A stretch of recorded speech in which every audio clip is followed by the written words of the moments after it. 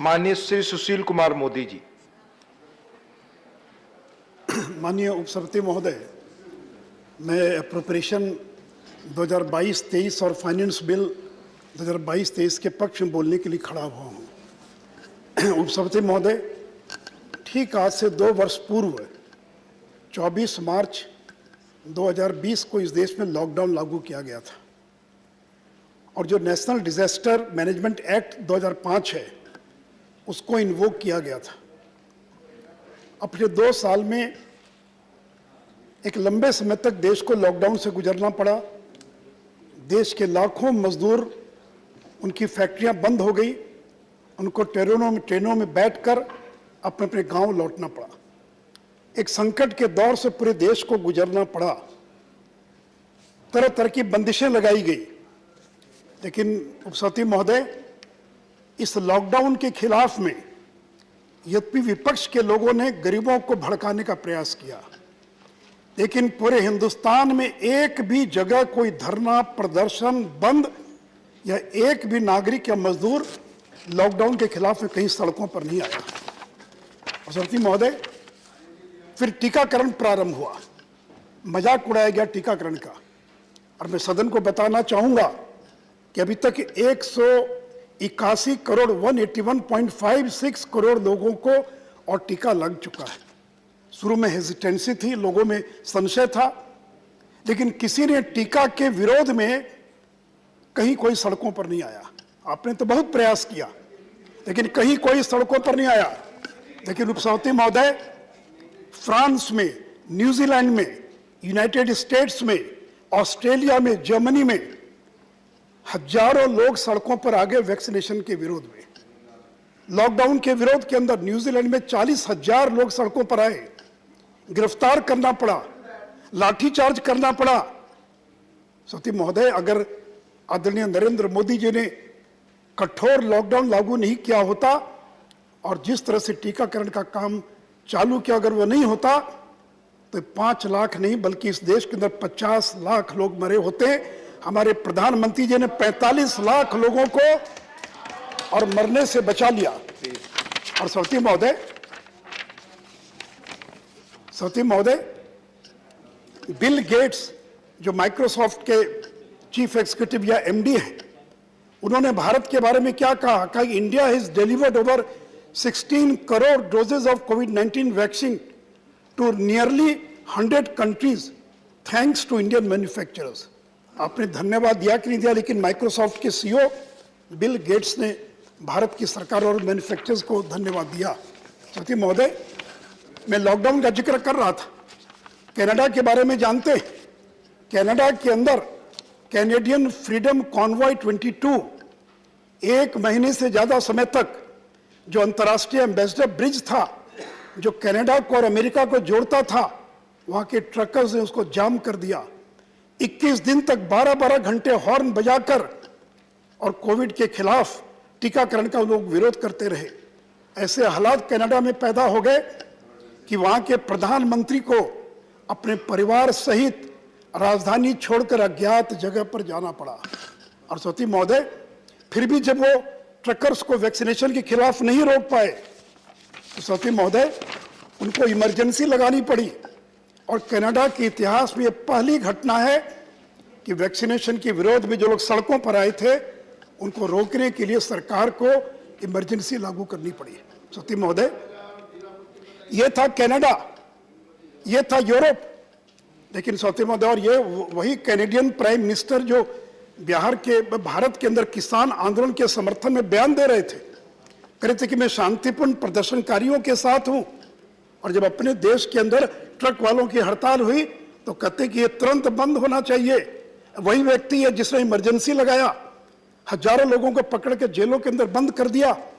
और सती महोदय, इस देश के प्रधानमंत्री के प्रति जो लोगों का भरोसा था, उसी का परिणाम था कि कोई व्यक्ति सड़क पर नहीं आया, किसी ने विरोध नहीं किया, चाहे वो टीकाकरण हो या लॉकडाउन हो। और आज हमने सफलतापूर्वक इस कोविड-19 का मुकाबला किया है। सती महोदय, बार बार पूंजीपतियों की बात होती है। मैं केवल पूछना चाहता हूं अपने विपक्ष के साथियों से कि अगर 19 महीने तक इस देश के 80 करोड़ गरीबों को अगर 5 किलो अनाज प्रति माह मुफ्त दिया गया तो क्या अंबानी और अडानी के खाते में वो अनाज गया या इस देश के 80 करोड़ लोगों के घरों के अंदर वो अनाज गया? और सती महोदय, अभी तक 2,68,000 करोड़ का अनाज हम वितरित कर चुके हैं। और मैं आदरणीय प्रधानमंत्री जी को धन्यवाद देना चाहूंगा। 2 दिन पहले निर्णय लिया गया है, इसको 6 महीना और बढ़ाया गया है और अब 80 करोड़ लोगों को हम 6 महीना जो और अनाज देंगे उससे 80,000 करोड़ रुपया अतिरिक्त बोझ पड़ेगा। लेकिन हमने उसकी चिंता नहीं की, हम उसकी व्यवस्था करेंगे। निर्मला जी यहाँ बैठी हैं, हम बजट में उसका प्रावधान करेंगे, व्यवस्था करेंगे, लेकिन हम किसी गरीब को भूखे नहीं मरने देंगे, हम किसी गरीब को भूखे नहीं सोने देंगे। और दुनिया का सबसे बड़ा वर्ल्ड्स लार्जेस्ट फूड सिक्योरिटी कार्यक्रम ये भारत में हमारी सरकार लागू कर रही है। उपसभापति महोदय, हम वसुधैव कुटुंबकम की बात करते हैं और सती महोदय, अभी यूक्रेन का जो संकट आया, हमने केवल भारत के 20,000 लोगों को ही इवैक्यूएट करने का काम नहीं किया, हमने 18 देशों के 150 से ज्यादा नागरिकों को भी और यूक्रेन से निकालने का काम किया है। और इतना ही नहीं तो हमने Ukraine, Poland, Romania, Slovak Republic जैसे देशों को और 90 टन रिलीफ मटेरियल भी हमारी सरकार ने देने का काम किया है। सती महोदय, अफगानिस्तान से हमारे राजनीतिक संबंध नहीं है, फिर भी हमने 50,000 मैट्रिक टन गेहूं देने का ऐलान किया है। 5 लाख डोज वैक्सीन हम दे चुके, 13 टन लाइफ सेविंग मेडिसिन हम दे रहे हैं। और सती महोदय, बगल का पड़ोसी देश श्रीलंका, जब भयंकर आर्थिक संकट के दौर से श्रीलंका गुजर रहा है, हमने श्रीलंका की भी चिंता की, पड़ोसी देशों की भी चिंता की और $1 बिलियन यानी लगभग 7,000 करोड़ रुपए का क्रेडिट लाइन हम लोगों ने श्रीलंका को उपलब्ध कराया ताकि वो एसेंशियल कमोडिटीज, फूड, मेडिसिन जो हैं वो भारत से खरीद सके।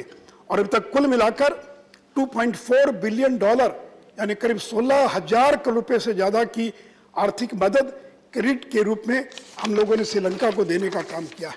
सती महोदय, हम जब फाइनेंस बिल पर चर्चा कर रहे हैं तो किस प्रकार के विपरीत परिस्थितियां थी सबों को मालूम है।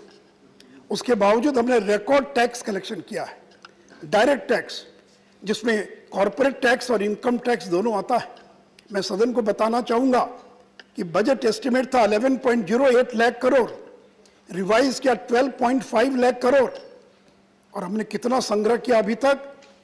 1,01,000 करोड़ ज्यादा अभी तक हम टारगेट से संग्रह कर चुके हैं और 31 तारीख आते आते हम रिकॉर्ड संग्रह करने में सफल होंगे सती महोदय। और सती महोदय, और ये जो हमने संग्रह किया 13,63,000 करोड़ रुपए, ये 2021 से 38% ज्यादा है, 1920 से 36.6% ज्यादा है और 18-19 प्री पैंडेमिक से 32.7% ज्यादा है। इसका मतलब है सती महोदय कि अब जो विकास, आर्थिक विकास की जो गाड़ी है वो धीरे धीरे पटरी पर लौट रही है। और सती महोदय, जीएसटी की बार बार चर्चा होती है और सदन को यह ज्ञात है कि अभी तक 13,41,000 करोड़ 13.41 लाख करोड़ हम जीएसटी में संग्रह कर चुके हैं। और ये पहला साल है जबकि एक साल में 5वीं बार हमने 1,30,000 करोड़ के टारगेट को क्रॉस किया है। यानी 5 महीना ऐसा है जहां प्रति माह हमने 1,30,000 करोड़ रुपया संग्रह किया है। सत्य महोदय, एक बड़ी चुनौती पूरे देश के सामने और सारे राज्यों के सामने, क्योंकि जो कॉम्पनसेशन का वायदा किया गया था 5 साल के लिए, वो 31 जून को उसकी अवधि पूरी हो रही है। 1 जुलाई 2022 के बाद कॉम्पनसेशन नहीं रहेगा। राज्यों के सामने एक बड़ी चुनौती है। 1 लाख करोड़ रुपए से ज्यादा का प्रति वर्ष राज्यों को नुकसान होगा। आखिर वो कहां से आएगा, कैसे आएगा? और सती महोदय, मैं सदन को यह भी बताना चाहूंगा कि 5 साल के लिए एश्योर किया गया था कि प्रति वर्ष 14% का ईयर ऑन ईयर ग्रोथ हम प्रोवाइड करेंगे और 14% से कम का अगर ग्रोथ होगा तो जो बीच का गैप है वो हम कॉम्पनसेशन से प्रोवाइड करेंगे। और सरकार ने यह भी कहा था कि यह कॉम्पनसेशन अपने खजाने से नहीं देंगे, एक अलग से कॉम्पनसेशन फंड क्रिएट किया गया कोयले पर, पान मसाला पर, सॉफ्ट ड्रिंक्स पर, इन चीजों पर और लग्जरी गाड़ियों पर 28% से ऊपर टैक्स लगाया गया, ओवर एंड अबव 28%। और उससे जो राशि आई वो कॉम्पनसेशन फंड में रखा गया और उससे राज्यों को क्षतिपूर्ति का नुकसान की भरपाई की जा रही थी। लेकिन सती महोदय, जब 30 जून को समाप्त हो जाएगा कॉम्पनसेशन पीरियड, तो आगे क्या होगा? निर्मला जी यहाँ बैठी, जीएसटी काउंसिल ने निर्णय लिया है कि इसको 2026 तक बढ़ा दिया जाए। लेकिन मैं सदन को बताना चाहूंगा, ये जो कॉम्पनसेशन 26 मार्च तक बढ़ाया गया है, उस दौरान जो कॉम्पनसेशन में राशि आएगी, तो इस बीच में भारत की सरकार ने राज्यों को लोन लेकर और कॉम्पनसेशन प्रोवाइड किया है। क्योंकि हमारे पास इतना सेस में पैसा नहीं था, राज्यों को जरूरत थी, और 1.1 lakh crore in the year 2021 and 1.59 lakh crore in the year 21-22, and कुल 2,69,000 crore back to back government of India ने लोन लेकर राज्यों को राहत पहुंचाने का काम किया है। और ये लोन वापस करना पड़ेगा विद इंटरेस्ट, और इसलिए जो 2.69 लाख करोड़ का जो लोन है उसमें 54,000 करोड़ इंटरेस्ट है, यानी 3,23,000 करोड़ हमको रिपे करना है वापस, गवर्नमेंट ऑफ इंडिया ने जो लोन लिया था। और इसके अलावा 20, 21 और 22 के अंदर जो एरियर्स हैं, that is about 3.16 lakh crore, क्योंकि 14% ग्रोथ हमने एश्योर किया था, लेकिन कोविड में सरकार ने कहा कि 14% ग्रोथ देना संभव नहीं है, हम केवल 7% ग्रोथ प्रोवाइड करेंगे। तो यानी कुल मिलाकर 6,39,000 crore, which includes 3.23 lakh crore as a interest plus the principal repayment, और जो compensation arrears हैं, तो 6,39,000 करोड़ यह रीपे करना है। तो सती महोदय, जो compensation को बढ़ाया गया है उसमें जो भी राशि प्राप्त होगी वो राशि 6,39,000 करोड़ को रीपे करने में खर्च हो जाएगी। इसलिए क्या उपाय है? आखिर राज्य क्या करें, केंद्र क्या करे? सती महोदय, बहुत कठिन दौर से हम गुजर रहे हैं, और इस समय रेट रेशनलाइजेशन के लिए कमेटी बनी हुई है।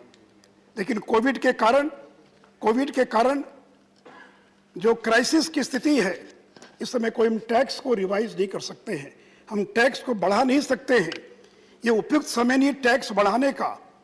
इसलिए जीएसटी काउंसिल को इस बात का विचार करना होगा, और ये जिम्मेवारी केवल केंद्र की सरकार की नहीं। और जैसा मैंने कहा, केंद्र ने यह आश्वासन नहीं दिया था कि अपने खजाने से निकालकर हम 14% का ग्रोथ आपको कॉम्पनसेट करेंगे।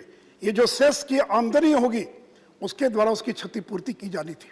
इसलिए सती महोदय, जीएसटी काउंसिल को ये निर्णय लेना है कि आगे आने वाले दिनों में राज्यों को होने वाला जो 1 लाख करोड़ रुपए से ज़्यादा की जो क्षति है उसकी पूर्ति कैसे होगी, इसका एक निर्णय लेना होगा।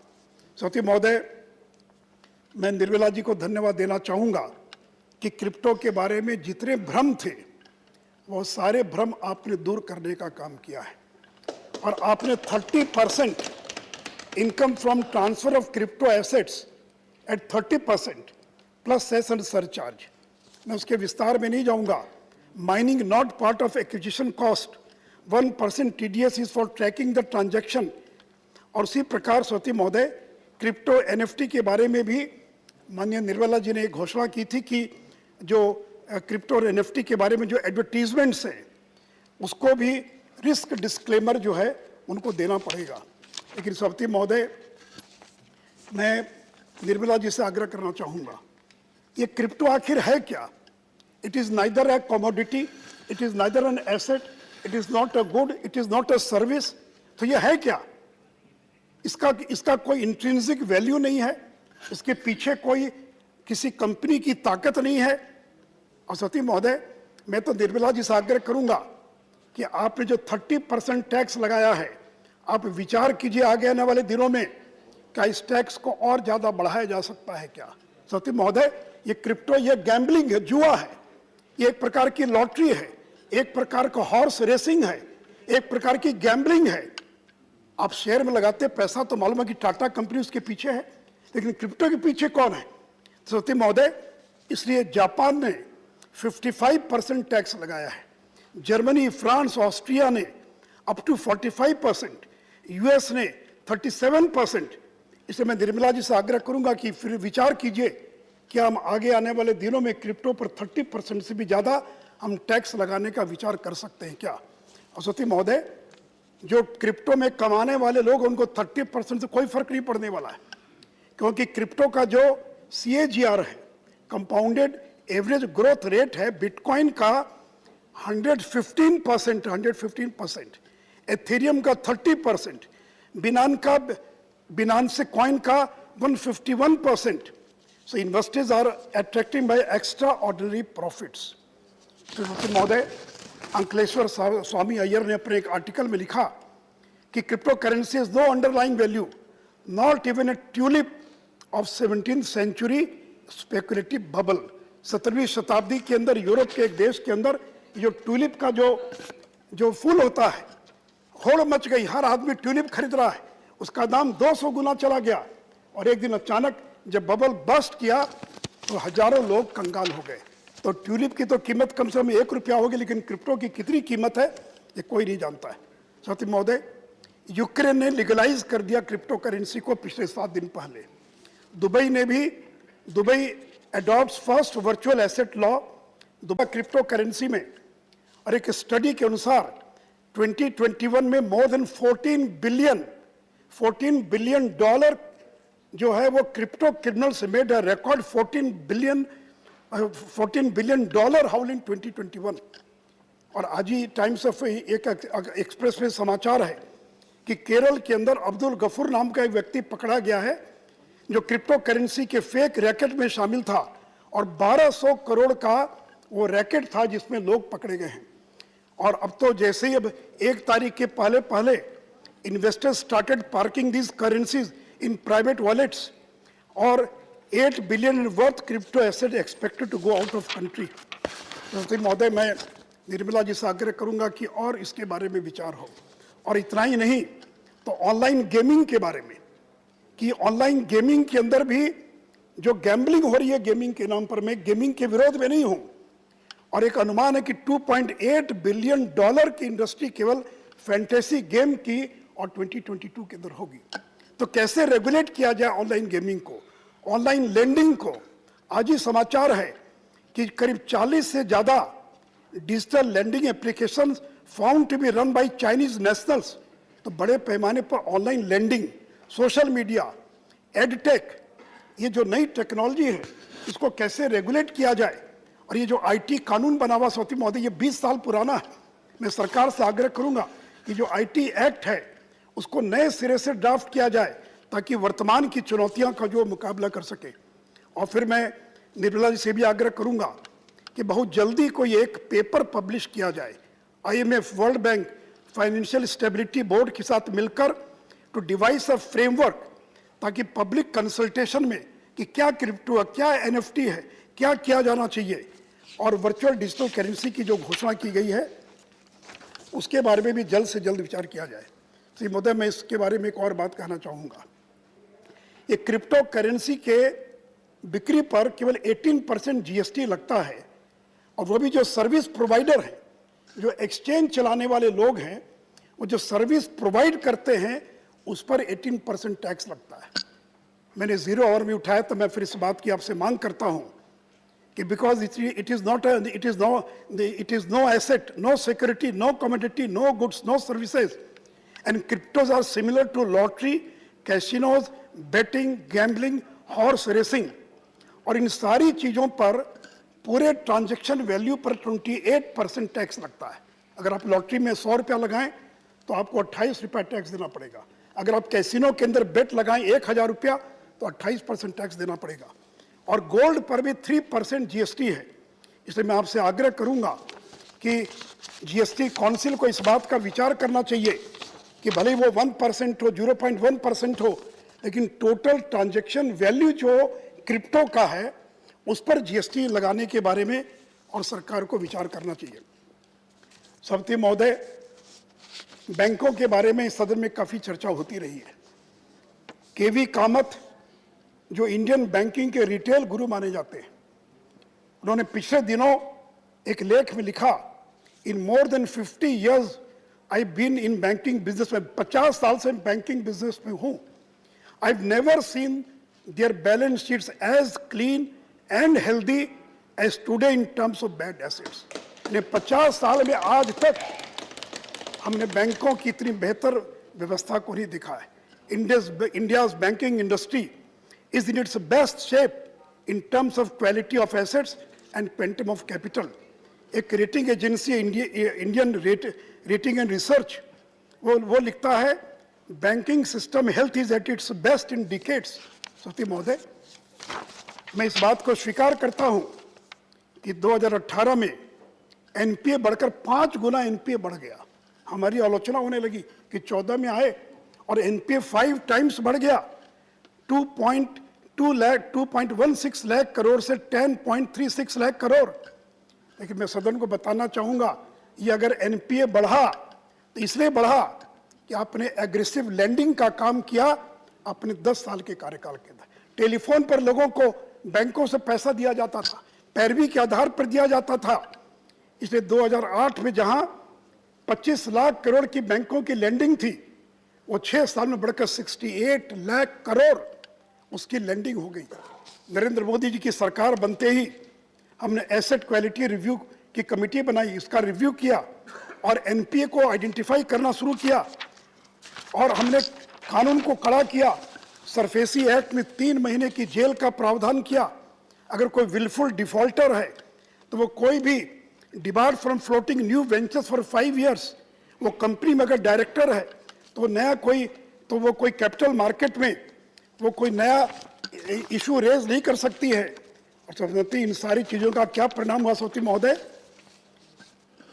31 मार्च 2018 को जहां एनपीए 11.18% था, मैं सदन को बताना चाहूंगा कि 2021 में घटकर it has been reduce from 11.18% to 6.39%।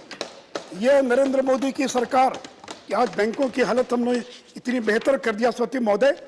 और सौती महोदय, बैंकों को कैपिटल की आवश्यकता थी। बैंकों की हालत जब खराब होने लगी तो हमने बैंकों को कैपिटल देने का काम किया। और सौती महोदय, कुल मिलाकर 3,26,000 crore 3,36,000 crore this government is provided to the banks as a capital infusion. 18 में जब हालत खराब थी एनपीए कारण में 90,000 करोड़ इन्फ्यूज किया, 19 में 1,06,000 करोड़। लेकिन मैं सदन को बताना चाहूंगा, निर्मला जी यहाँ बैठी हैं, इन द ईयर 21-22 हमने बजट में प्रोवाइड किया था 15,000 करोड़ हम इन्फ्यूज करेंगे कैपिटल के रूप में, लेकिन केवल 4,600 करोड़ की आवश्यकता पड़ी। 10,000 करोड़ की बचत हो गई और 23-24 में बजट में कोई प्रोविजन नहीं किया। हमको कोई भी बैंक्स में कैपिटल इन्फ्यूज करने की कोई आवश्यकता नहीं पड़ेगी। साथी महोदय, यह है कि आज बैंकों की स्थिति जो इतनी बेहतर हुई है और बैंकों की आमदनी बढ़ गई। साथी महोदय, एसबीआई की आमदनी 20,000 करोड़ प्रॉफिट इन 2021, जहां 16-17 में 1,300 करोड़ का लॉस था। बैंक ऑफ बड़ौदा 18-19 में लॉस था 8,000 करोड़, अब प्रॉफिट है 828 करोड़। पंजाब नेशनल बैंक 2,000 करोड़ का प्रॉफिट 2021 में, जहां 8,000 करोड़ का लॉस था 1920 में। और सती महोदय, आप कहते हैं करप्शन के खिलाफ लड़ाई, और चुनाव में कहा जाता था कि मोदी चोर है, नीरव मोदी, नरेंद्र मोदी, जितने मोदी सारे के सारे मोदी चोर है, आपने भगा दिया। लेकिन सती महोदय, मैं सदन को बताना चाहूंगा कि विजय माल्या, नीरव मोदी और मेहुल चोकसी जो 22,585 करोड़ का जो फ्रॉड करके पब्लिक सेक्टर बैंक्स के पैसे को जिन्होंने साइफन किया था, डाइवर्ट किया था, मैं सदन को बताना चाहूंगा, out of that 22,585 crore 19,111 crore की प्रॉपर्टी अटैच की जा चुकी है। 22,585 करोड़ में 19,111 करोड़ की संपत्ति को जब्त किया जा चुका है और 15,113 करोड़ की संपत्ति बैंकों को वापस सौंप दी गई है। और इतना ही नहीं सभापति महोदय, बैंकों ने 15,113 करोड़ की जो संपत्ति उनको वापस मिली उसको बेचकर 8,000 करोड़ बैंकों ने पैसा प्राप्त कर लिया है। सभापति महोदय, कोई बचकर नहीं जाएगा नरेंद्र मोदी के सामने, चाहे वो विजय माल्या हो, नीरव मोदी हो और मेहुल चोकसी हो। और सभापति महोदय, हमने तो कार्रवाई कर दिया। प्लीज सभापति महोदय, हमने तो कार्रवाई कर दिया।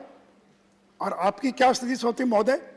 इसी सदन में एक प्रश्न के उत्तर में बताया गया कि 128 केसेस पेंडिंग हैं 6 राज्यों के अंदर जब बैंक फ्रॉड के केसेस हुए और सीबीआई ने मांग किया कि हमको कंसेंट दीजिए, परमिशन दीजिए, क्योंकि आपने जनरल कंसेंट विड्रॉ कर लिया।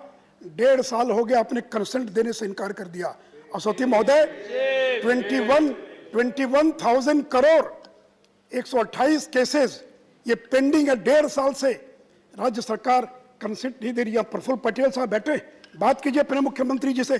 सबसे ज्यादा 101 मामले जिसमें 20,312 करोड़ यह महाराष्ट्र में पेंडिंग है। पंजाब के अंदर 298 करोड़ और बंगाल में 6 केसेस पेंडिंग है, एक का भी कंसेंट नहीं दिया, 293 करोड़। सभापति महोदय, आप कहते हैं कि विजय माल्या पर आप कार्रवाई नहीं करने, तो कार्रवाई कर दिया। अब आप जो, और ये पब्लिक सेक्टर बैंक्स का फ्रॉड है, ये जो पीएसबी का कोई कहीं कोई चुकी, वो तो कंसेंट की जरूरत ही नहीं है। ये तो जिन राज्यों ने कंसेंट विड्रॉ कर लिया जहां पर कि पूछने की आवश्यकता पड़ती है। और सभापति महोदय, महाराष्ट्र के अंदर ये मनोज जायसवाल कौन है, ये अभिजीत जायसवाल कौन है, अभिषेक और मुन्ना राजीव जायसवाल कौन है, जिनका 1.5 साल से कॉर्पोरेट पावर लिमिटेड, जिनका 4,000 करोड़ का बैंक फ्रॉड आपने परमिशन नहीं दिया। यस बैंक के सीएमडी राणा कपूर, जिसका 1,500 करोड़ का कंसेंट 1.5 साल से पेंडिंग है, आपने क्यों नहीं दिया सभापति महोदय? और एबीजी शिपयार्ड की बात आई, आपने 14 महीने तक कंसेंट नहीं दिया, जबकि बैंक्स ने फाइल कर दिया था कंप्लेन। एफआईआर करने में 14 महीने इसलिए लगा कि महाराष्ट्र की सरकार ने 14 महीना लगा दिया, लेकिन उनको कंसेंट नहीं दिया। और जब जाकर कंसेंट दिया तब जाकर सभापति महोदय, पिछले 2 वर्षों के अंदर जिस प्रकार से हमारी सरकार ने काम किया है, इंडिया का एक्सपोर्ट रिकॉर्ड, आजादी के बाद के सारे रिकॉर्ड हमने तोड़ दिया। और 400 बिलियन से ज्यादा का 10 दिन पहले ही, और हमने एक्सपोर्ट का टारगेट पूरा कर लिया सभापति महोदय। और सभापति महोदय, और उसी प्रकार, और पीएम ने कहा कि local goes global, history has been scripted, milestone in India's journey towards Aatmanirbhar Bharat. Agriculture export 23 billion का टारगेट हम पार करने जा रहे हैं। आज चावल का एक्सपोर्ट, भारत दुनिया का सबसे बड़ा चावल का एक्सपोर्टर है। हम 90 देशों को एक्सपोर्ट कर रहे हैं और इस बार हम एग्रीकल्चर एक्सपोर्ट का पूरा टारगेट जो है उसको हम पार करेंगे। और वीट का एक्सपोर्ट सभापति महोदय 380% हम ज़्यादा एक्सपोर्ट कर रहे हैं सभापति महोदय। और यूक्रेन रूस क्राइसिस के कारण पूरी दुनिया के अंदर जो गेहूं का संकट पैदा हुआ है, आज हमारे किसानों की यह स्थिति है। मध्य प्रदेश, पंजाब, बाकी राज्यों के अंदर एमएसपी से 200 रुपया ज़्यादा किसानों को बाजार के अंदर मिल रहा है। सभापति महोदय, केवल इन्हीं चीज़ों में नहीं तो मोबाइल फ़ोन, मैं सदन को बताना चाहूँगा कि एप्पल ने 12,000 करोड़ का मोबाइल फ़ोन एक्सपोर्ट करने का काम किया है। सैमसंग ने 20,000 करोड़, जब 2017-18 में 1,300 करोड़ का स्मार्टफोन हमने एक्सपोर्ट किया था, वो 32 टाइम्स बढ़ गया। और 2021-22 में 42,000 करोड़ से ज़्यादा का स्मार्टफोन हमने भारत से और एक्सपोर्ट करने का काम किया है। जबकि सेमीकंडक्टर्स की कमी थी, लॉकडाउन के कारण डिसरप्शन था, चाइना से तनाव के कारण कंपोनेंट्स के आने में देर थी। लेकिन ये पीएलआई स्कीम का कमाल है कि अब एप्पल और सैमसंग ने भी अपना सेंटर यहाँ पर स्थापित कर लिया है। सभापति महोदय, 1 रैंक 1 पेंशन की बार बार बात आती थी। अभी सुप्रीम कोर्ट में लोगों ने चैलेंज किया था। मैं सुप्रीम कोर्ट का धन्यवाद देना चाहूँगा। सुप्रीम कोर्ट ने कहा नो कॉन्स्टिट्यूशनल इन्फर्मिटी, जिस तरह से ओआरओपी भारत की सरकार ने लागू किया है उसमें कहीं कोई कठिनाई नहीं है। और सती महोदय, पूरे डिफेंस बजट का 1/5वां हिस्सा केवल हमारा पेंशन पर जाता है। और सदन को मैं इतना ही बता दूं, तो 13-14 में 45,000 करोड़ पेंशन लायबिलिटी थी, वो बढ़कर 1,28,000 करोड़ हो गई, लगभग 4 गुना बढ़ गई। लेकिन फिर भी हमने अपने 36 लाख से ज़्यादा जो सैनिक और सिविल डिफेंस के लोग थे उनको ओआरओपी को हमने लागू करके अपने वायदे को पूरा करने का काम किया है। सप्ती महोदय, बार बार इन्फ्लेशन की चर्चा होती है। शक्ति सिंह गोहिल जी तो 2/3 समय केवल इन्फ्लेशन पर ही लगा दिया उन्होंने।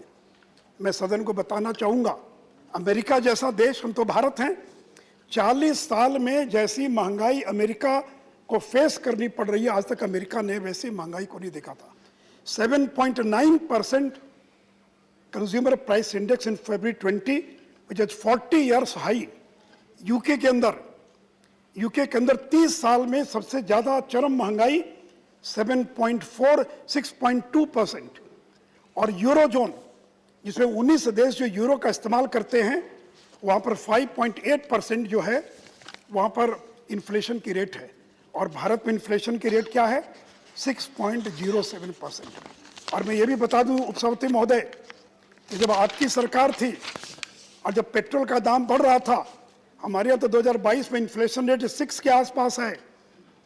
2008 में आपकी सरकार थी, इन्फ्लेशन रेट था 8.4%। 2009 में 10.9%। 2010 में 12% इन्फ्लेशन रेट था। 2012 में 9.3, 2013 में 11.1। तो जिनके राज में डबल डिजिट था इन्फ्लेशन रेट, और आज नरेंद्र मोदी की सरकार ने इन्फ्लेशन को, आरबीआई का जो बैंड है 6% ±2, उसके विदिन जब हमने उसको रोक कर रखा है, तो आप कहते हैं कि महंगाई, दाम बढ़े हैं। सप्ती महोदय, कौन इनकार करेगा? यूक्रेन रूस अगर युद्ध नहीं होता तो आज पेट्रोल का दाम नहीं बढ़ता, आज महंगाई पर हमने नियंत्रण लगा दिया होता। सप्ती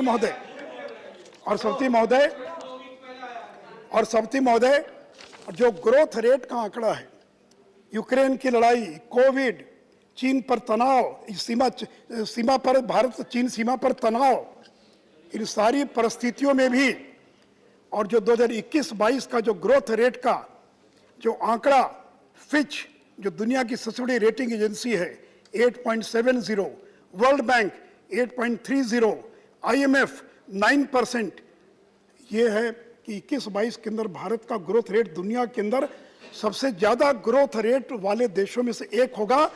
ये हमारा आंकड़ा नहीं है, ये Fitch, world bank, Moody's, IMF और RBI का आंकड़ा है।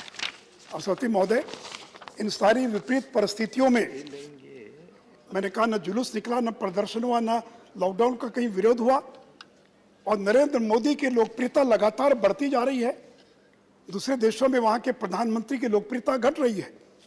और एक मॉर्निंग कंसल्ट नाम का जो एक साइट है जो सर्वे करता, सती महोदय, उसने पाया कि नरेंद्र मोदी 77% की रेटिंग के साथ दुनिया में सबसे ज्यादा लोकप्रिय राजनेता हैं। और सती महोदय, बिडेन की रेटिंग कितनी? 41%, वो 7वें नंबर पर हैं। और मैक्सिको के प्राइम मिनिस्टर नंबर 2 पर हैं।